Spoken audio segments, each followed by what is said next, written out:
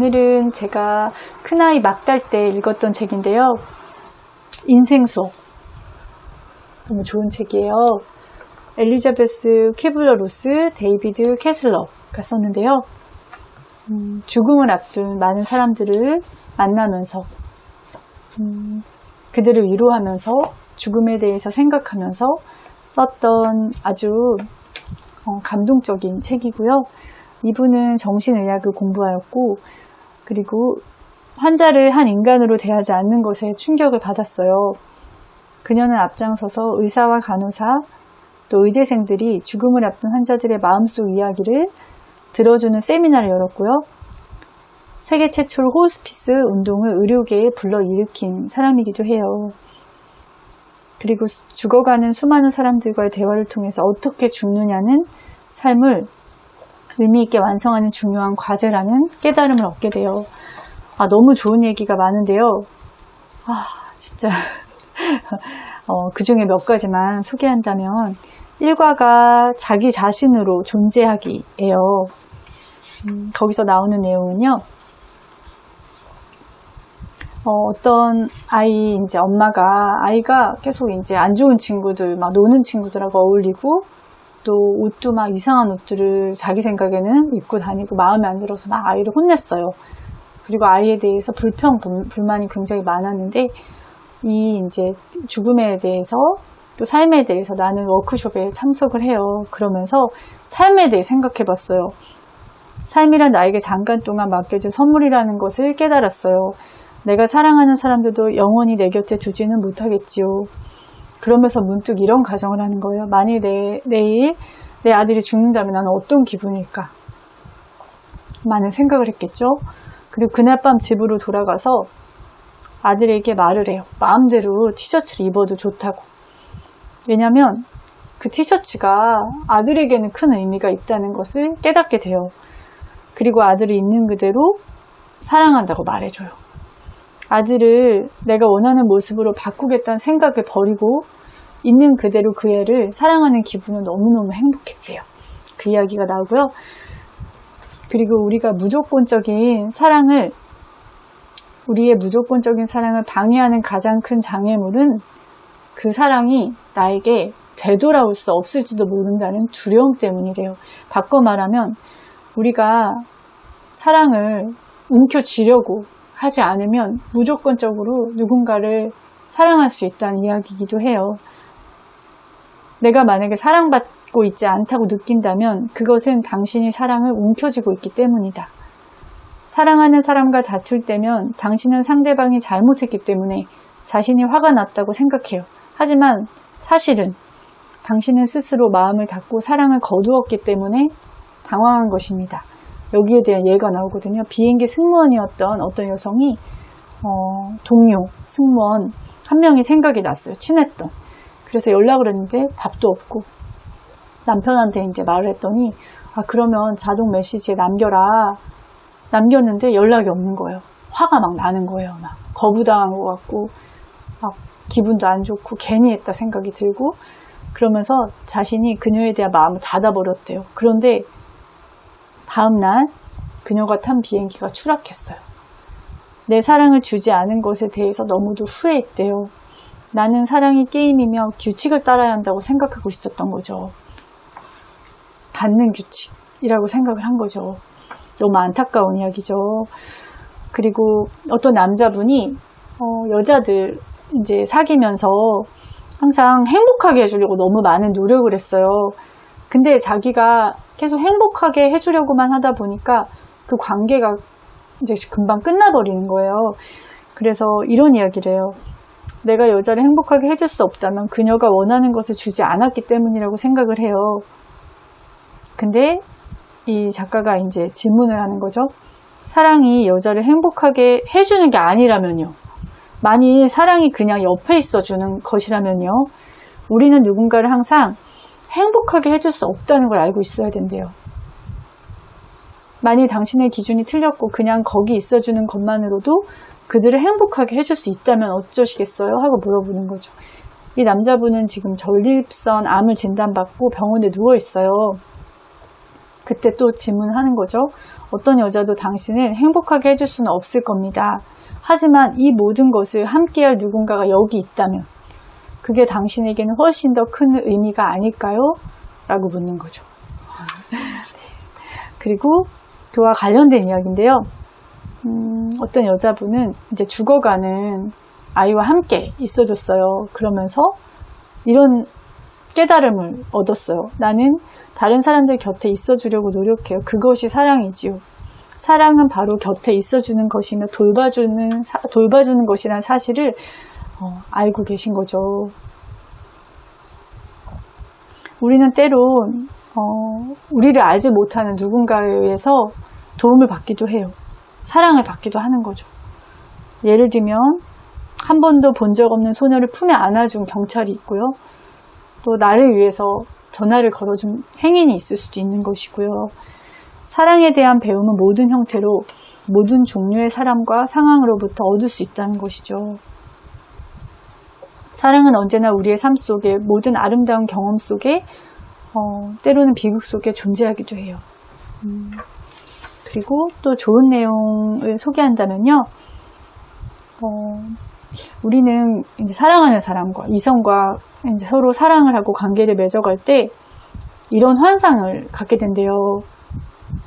이 사람을 만나면 내가 행복해질 것 같고 그리고 내 삶이 바뀔 것 같고 근데 관계가 그렇게 되지 않잖아요. 왜 불행으로 치닫는가에 대한 이야기가 나와요. 통찰이.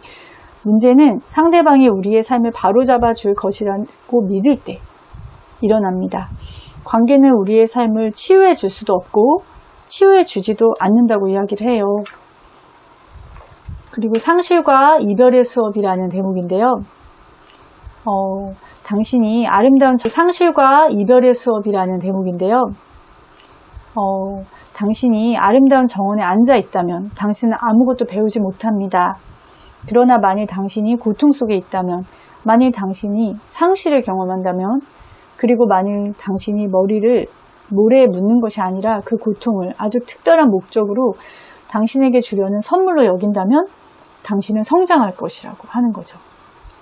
상실을 겪으며 이 고통스러운 세상에 태어난 거예요. 우리는 처음부터 태어날 때부터 엄마 뱃속에서의 상실을 경험하며 태어난 거죠. 그리고 우리가 갖고 있는 모든 것은 잠시 빌려온 것이라는 그 시각을 가지라고 이야기를 해요. 상실 없이는 삶이 변할 수 없고 우리가 성장할 수 없다고 이야기해요. 예를 들면 콘택트 렌즈를 잃어버렸다고 할 때 5단계를 보통 거친대요. 첫째, 부정. 아이고 내가 이걸 떨어뜨리다니 믿을 수가 없어. 두 번째, 분노. 아이고 조심했어야 되는데. 세 번째, 타협. 렌즈를 찾게 된다면 앞으로는 훨씬 더 조심해야겠어. 근데 절망으로 이제 이어지는 거죠. 아이고 이걸 잃어버리다니 너무 아까워. 견딜 수가 없어. 새 것을 사야 하잖아.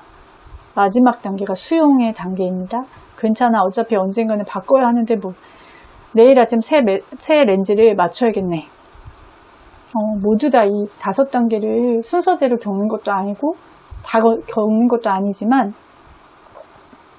이 감정을 느끼는 것은 너무나 당연하다고 이야기해요. 누군가를 또는 무언가를 잃게 되었을 때, 상실했을 때 느끼는 감정은 그것이 무엇이든 우리가 마땅히 겪어야 할 감정이라는 거죠. 상실 없이는 성장도 없고 열렬히 사랑하고 헤어지는 것이 한 번도 사랑하지 않은 것보다 더 낫다는 것에 대해서 이야기하고요.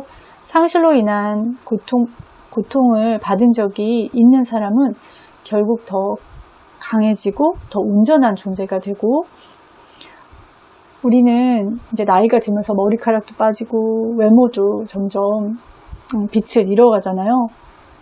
근데 내면의 중요함을 또 알게 되잖아요. 잃는 것이 있다면 얻는 것이 있다는 거죠. 그리고 상실이 주는 배움은 중요한 배움이 있어요. 어느 순간 당신은 삶에서 하찮게 여기던 것들이 얼마나 중요한지를 깨닫게 된다고 합니다. 이 분이 신체 마비로 이제 생활 반경이 거실에 있는 환자용 침대와 그 옆에 의자로 이제 제한이 돼요. 그때서야 나는 이제까지 당연시해오던 것들이 아직 곁에 있다는 사실에 감사할 수 있게 되었고 아직은 혼자서 화장실에 갈 수 있다는 것이 너무나 다행스러웠다고 이야기를 해요. 그리고 누군가의 아픔과 고통에 진심으로 위로해 줄 수 있고 이해해 줄 수 있다고 이야기를 해요. 상실은 인간을 하나로 묶어주고 서로 깊이 이야기해 줍니다. 그리고 삶의 어떤 가르침보다도 더 깊이 우리를 연결시켜 줍니다. 라고 이야기하고요. 그리고 저도 겪은 것인데요. 제가 할머니가 이제 돌아가셨을 때 되게 사랑했었는데 장례식에 눈물 한 방울 안 나오는 거예요. 그걸 잘 못 느꼈어요. 근데 몇 달 후에 그 슬픔이 찾아왔고 몇 달에 걸쳐서 할머니에 대한 그리움으로 제가 지냈던 기억이 있어요. 슬픔은 그 사람이 감당할 때까지 기다려준대요. 상실의 감정이 복잡하든 단순하든 우리는 자신만의 시기에 자신만의 방식으로 그것을 치유한다고 이야기가 나와요. 아직 죽지 않은 사람으로 살지 말라는 이야기인데요. 다른 사람이, 그러니까 죽음을 앞두고는 우리가 막 신경 쓰던 거 있잖아요. 남한테 신경 쓰고 뭔가 멋지게 보이고 싶어 하고 막 그런 거 있잖아요. 그런 가치들이 다 힘을 잃기 때문에 다른 사람이 어떻게 생각하는가에 신경 쓰지 않게 되고 정말 중요한 것들만 남는 거죠. 죽음을 앞둔 사람은 내일이 없잖아요. 어떻게 될지 모르잖아요. 더 이상 더 많은 것들을 추구하는 게임을 할 수가 없는 거죠. 그들은 오늘 가진 것만으로도 충분하다는 것을 깨닫게 됩니다. 너무 괜찮은 내용이죠. 그리고 이 질문을 던지라고 해요. 만일 내가 더 살도록 선택을 받았다면 나는 지금 과연 제대로 살고 있는지. 그리고 죄의식을 느끼는 아이들이 있잖아요. 그것은 자기 자신을 이제 비난하는 것에 뿌리를 두고 있는데 자기 내면을 향한 분노고요. 이 불행은 어린 시절에 비롯되는 경우가 많대요. 어린 시절부터. 그리고 아니오라고 말하지 못하게 만드는 것이 있고요. 여기서 굉장히 이제 감동적인 내용이 하나 있는데요. 어떤 엄마가 이제 아들이 캠핑을 가는 곳에 못 가게 하면서 아들은 굉장히 화가 나 있었어요. 그러면서 근데 이제 엄마가 자궁경부암을 앓고 전이까지 된 상태라서 이제 죽음을 앞두고 있는 상태가 된 거예요. 근데 엄마는 아이에게 그 이야기를 해요. 아이가 죄책감을 갖지 않기를 바래요. 어떤 이야기를 했냐면 아이가 너무 화가 나서 엄마가 차라리 죽어버렸으면 좋겠어 라고 말을 내뱉은 거예요. 그거는 사실 이 엄마에게는 굉장히 잔인한 말이잖아요.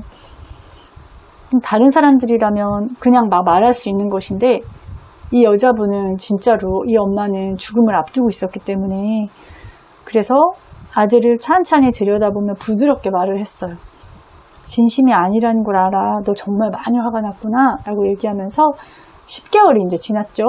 이 당시에는 이제 당장 죽을 상황까지는 아니었던 거죠. 근데 실제로 이제 죽음을 앞두게 된 거예요. 그러면서 이제 아들에게 좋은 기억을 남겨주고 싶다는 거예요. 내가 죽는 것만으로도 아이는 어린 시절에 깊은 상처를 입게 될 것이기 때문에 그것도 너무너무 불행한데 내 아들이 그때 했던 말 때문에 죄의식에 사로잡혀서 살아가게 할 수 없었던 거예요. 그러면서 아들아, 너가 나한테 무척 화가 났을 때 엄마가 죽어버렸으면 좋겠다고 한 걸 기억하니? 그런데 내가 영원히 떠나버리고 나면 넌 그 일이 생각날 때마다 아주 속상할 거야. 하지만 아이들은 화가 많이 나면 자기 엄마가 밉다고 생각한단다. 너가 정말로 엄마를 미워하지 않는다는 걸 나는 알아. 속으로 아주 마음 아파한다는 것도 난 절대로 너가 그런 일 때문에 죄책감을 느끼지 않길 바란다. 넌 내게 엄마가 되는 게 얼마나 멋진 일인가 알게 해줬어. 너와 함께한 것만으로도 내 인생은 살 가치가 있었어. 그렇게 말을 해줘요. 감동적이죠. 우리가 아이에게 죄책감을 심어주지 않는 거, 그리고 아이를 있는 그대로 사랑하고 또 아이가 상실을 겪었을 때 그거를 막 내가 다 어떻게 해결해 주려고 하는 게 아니라 그게 인생의 한 부분이라는 것을 알고 그것을 통해서 아이가 배우도록 기다려주고 격려해주는 역할을 하는 것이 필요하다고 생각이 들고요.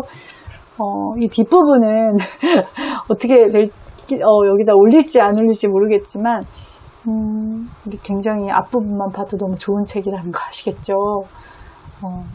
네, 추천드립니다.